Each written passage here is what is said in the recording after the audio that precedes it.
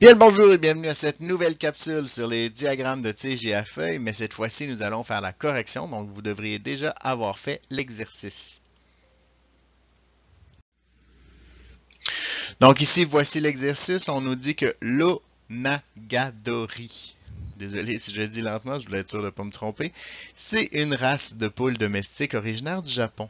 Le coq est particulièrement reconnu pour la longueur de sa queue, qui peut atteindre plus de 2 mètres. Un éleveur a mesuré la longueur de la queue de ses coqs en centimètres et décide de représenter cette distribution dis-je, à l'aide d'un diagramme de tige et à feuilles. On avait dit quand on avait fait la méthodologie que la première étape c'était d'identifier. Dans ce cas-ci, on a simplement une distribution, donc j'ai pas besoin d'aller bien loin, mais je vais quand même donner un titre à mon diagramme. La deuxième étape, c'est d'aller placer les dizaines, donc les classes, qui vont former la tige. Donc ici, j'ai 4 classes seulement, 18, 19, 20 et 21, puisque ce sont les dizaines qui sont représentées dans notre distribution.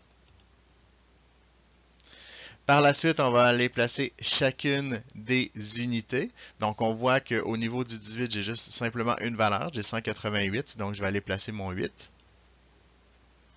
Par la suite, je vais aller placer les valeurs qui sont liées à mon 19, donc tout ce qui fait partie des valeurs entre 190 et 200. Et à ce moment-là, je vais placer les unités. N'oubliez pas toujours les unités les plus petites près de la tige.